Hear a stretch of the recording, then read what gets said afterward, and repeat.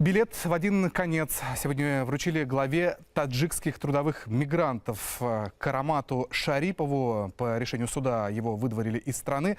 Причина звучит просто невероятно, но человек, который боролся за права своих соотечественников, по сути оказался нелегалом. Его российский паспорт был выдан с нарушениями.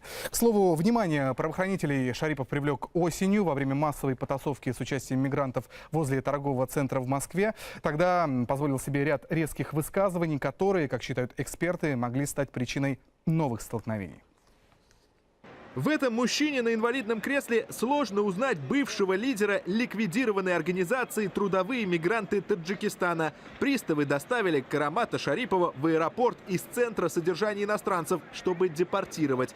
Хотя Шарипов и старался опротестовать решение о выдворении и 5000-ном штрафе. В суде еще раз тщательно изучили российский паспорт, которым так гордился мужчина, и пришли к выводу: этот документ не имеет силы, так как был выдан с нарушениями установленного порядка. Было издано постановление Верховного Совета, в котором четко указано, что военнослужащие, проходившие военную службу в Объединенных Вооруженных Силах СНГ и впоследствии перешедшие на прохождение военной службы в подразделения Российской Федерации, военных частей под юрисдикцией, являются гражданами Российской Федерации. Получается, что долгие годы борец за права приезжих жил в России нелегально. Впрочем, это не помешало ему снискать славу ярого правозащитника. В шикарном офисе в центре Москвы Карамат Шарипов отстаивал права своих соотечественников. Имя Карамата Шарипова постоянно возникало в прессе и на телевидении на фоне скандалов, связанных с мигрантами. Вот один из последних – бунт, устроенный работниками торгового центра Москва в сентябре этого года.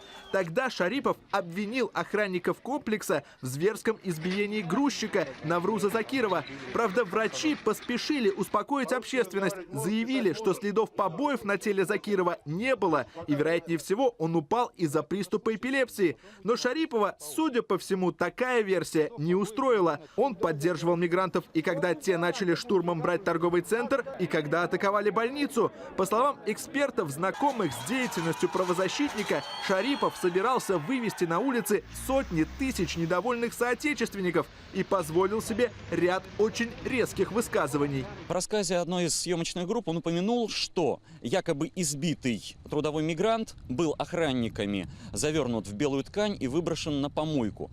Само по себе это ничего, но господин Шарипов упомянул, что это обычай мусульманских похорон. Вот такое заявление фактически переводит конфликт из области социального и этнического конфликта в область конфликта межконфессионального, религиозного. Эксперты не исключают, что Шарипов, будучи лидером движения трудовых мигрантов Таджикистана, мог быть причастен к торговле миграционными картами и разрешениями на работу для нелегалов. К слову, скрыл от суда Шарипов и тот факт, что имеет гражданство другой страны. Он уверял, что паспорта Таджикистана у него нет и никогда не было. Но в официальном ответе, который пришел с исторической родины правозащитника, это громкое заявление опровергли. Конечно, Шарипова можно понять, почему он так боялся депортации. По некоторым данным, у стражей порядка Таджикистана тоже есть к нему вопросы. И, судя по всему, ему придется на них ответить. Никита Развожаев, Сава Морозов, Динар Усманов, Дмитрий Ермаков, Светлана Мережа и Сергей Ефремов. НТВ.